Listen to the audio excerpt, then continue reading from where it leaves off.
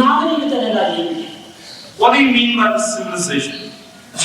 కేవలం నీతి నియమములు లేకపోవటమా నాగరికత?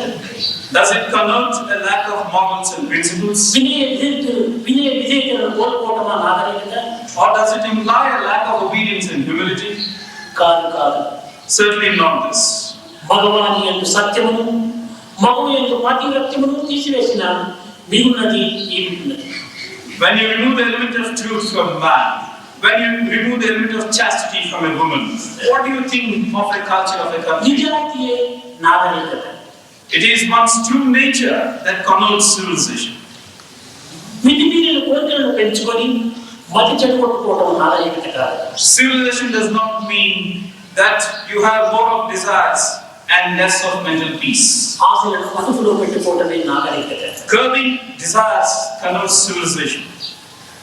మన ప్రాచీన పెద్దలు తమ యొక్క ఆరోగ్యమును తమ యొక్క శాంతి సౌఖ్యములను ఎంతవరకు అనుభవించరు, వాటిని వెయ్యింట ఒక భాగమైన నేటి మానవులను అనుభవించలేదు, అందుకుంటలేదు. If you look to our ancestors, the amount of peace, the prosperity, and the amount of joy that they had enjoyed, the lifespan that they enjoyed, if you have to compare our own state with them, we don't come anywhere near whatever they had enjoyed. What is the cause for this? ఆనాటి ప్రాచీనులు ఆత్మవిశ్వాసము అంతర్దృష్టితో తమ యొక్క కాలమును సార్థకం చేసుకునే నిమిత్తమై సత్కర్మీయులు జీవితాన్ని అంకితం చేస్తూ వచ్చారు. The reason is not far to seek. People of those days were fully convinced of their own true divine nature.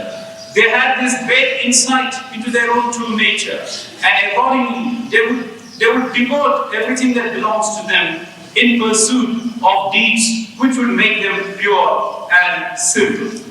ఈనాటి మానవులు ఆత్మవిశ్వాసమును కోల్పోయి స్వేచ్ఛాధికారంలో అభివృద్ధి పరచుకొని కేవలం లౌకికమైనటువంటి భౌతిక సుఖములకు భౌతిక అభివృద్ధులకు కేవలం అమలు చాచుకొని ఉంటున్నారు. But today's man, not only does he lack in self-confidence, he has a mistaken notion of the sense of freedom. He runs after the fleeting pleasures of this world, becomes a victim of this razzle-dazzle of this world, and as a result is subjected to an increasing sense of grief. ఇంటి సౌకర్యములు లేనిటువంటి ఆనాటి ప్రపంచం విశాలంగా చాలా పెద్దదిగా కనిపించుచుండేది. In those days, when communications were at a discount, the world certainly looked quite a huge and a big one.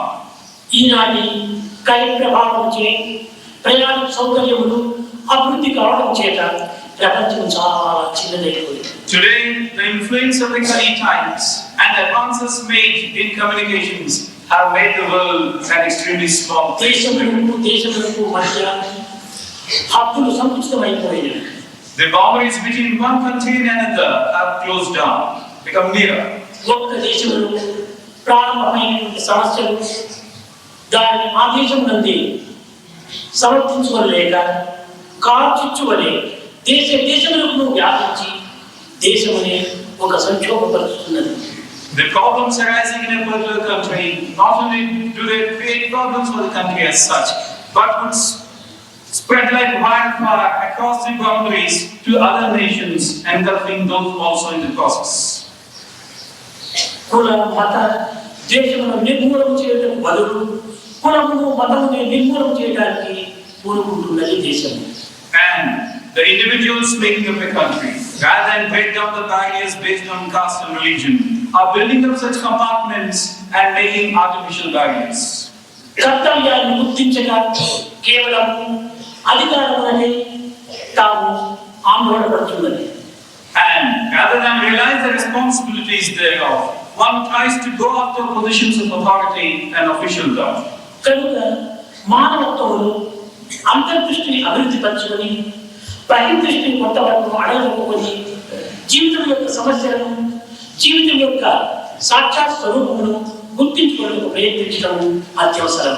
So it's of imperative necessity that one tries to look inwards. One tries to shun the outside pleasures and does one's bit by way of seeing to it that the problems are minimized. మానవుడు శాంతి నిమిత్తమై అనేక విధమైనటువంటి ప్రయత్నాలు జరుపుతున్నాడు. Man does undertake efforts for the sake of peace. నిర్విరామ కృషి జరుపుతున్నాడు.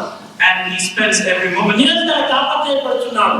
He has passed every second for this. అందులేని ఆశలతో, అర్థం కాని ఆవేదనతో, అప్రాప్తకు ప్రాప్తికై ప్రాకులాడుతూ అంధకారం నందు మునిగి ఉంటున్నాడు. And he is constantly immersed in a state of darkness because he is basically ignorant of what he wants. He goes after things which really do not give him peace. తన స్వరూపమే శాంతి అనేటువంటి సత్యాన్ని విస్మరించి శాంతి నిమిత్తమై బయట ప్రపంచంలో ప్రాకులాడుతున్నాడు. He forgets that his own true nature is one of peace and instead goes after the outside world for the sake of peace. ఇది ఏ రీతిగా లభిస్తుంది? How can he possibly get this? తన ముక్కుపై ఉన్నటువంటి అద్దములను తాను మరచి ఇల్లంతా వెతికితే కానీ తనకు అర్థం వచ్చిపోతుందా? The pair of spectacles resting on one's nose. One doesn't know this truth. Instead, you go about the house searching for this pair of spectacles. How can you get it? అంగడిలో అన్నీ ఉన్నది, అన్నిటిలో శ్రీ ఉన్నదన్నట్టుగా ఈనాడు మన పరిస్థితి మనమే శాంత స్వరూపమై మన యొక్క స్వభావమైనటువంటి సత్యమై ఉండినప్పటికీ దానిని గుర్తించుకోలేక మానవుడు సత్య నిమిత్తమై, శాంతి నిమిత్తమై, సౌఖ్య నిమిత్తమై బహిర్ప్రపంచమునందు వెతుకుతున్నాడు. So today you have everything that you possibly look for within your own nature. Talk of peace, talk of happiness, talk of comfort. But man is ignorant of this and he keeps searching outside of him. కాలం చాలా పవిత్రమైనటువంటిది. Time is extremely auspicious. కానీ మనస్సు దానిని గుర్తించడం ప్రయత్నించడం లేదు. But the mind doesn't make an effort to understand this. समस्त